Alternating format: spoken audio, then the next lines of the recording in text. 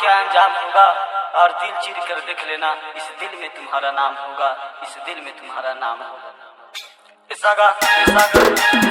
isela bawale ma kasam kore kore ga isaga isela bawale ma kasam kore kore ga tere ga saga tini niya le tere ga saga tini niya le isaga isela bawale ma kasam kore kore ga isaga isela bawale ma kasam kore kore ga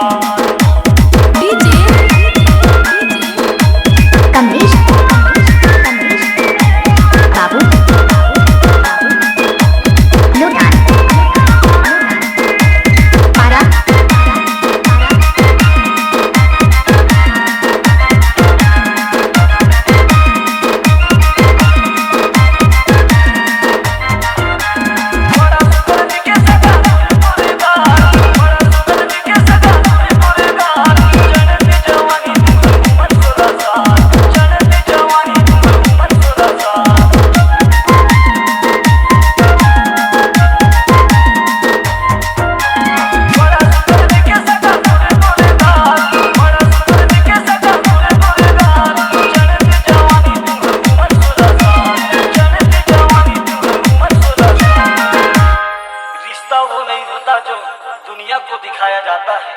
रिश्ता वो होता है जिसे दिल से निभाया जाता है, दिल से निभाया जाता है। isaga isela bawale ma kasam kore kore ga isaga isela bawale ma kasam kore kore ga tere ga saga tini niya le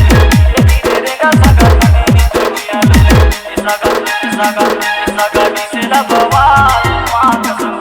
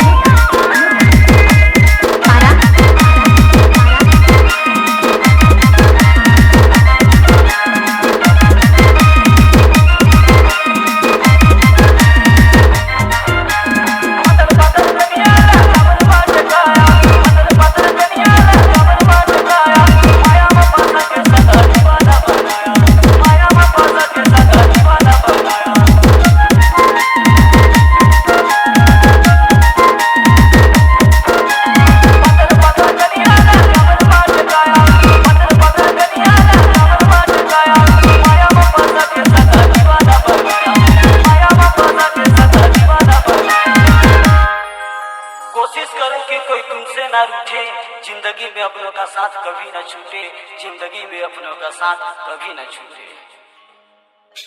isaga isela bawale ma kasam kore kore ga isaga isela bawale ma kasam kore kore ga tere ga saga tini niya le tere ga saga tini niya le isaga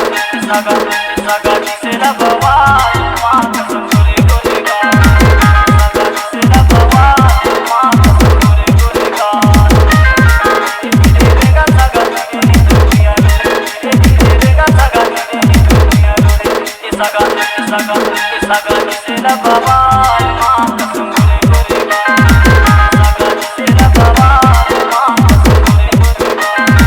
isaga isela bawale ma kasam kore kore ga isaga isela bawale ma kasam kore kore ga isela bawale ma kasam kore kore ga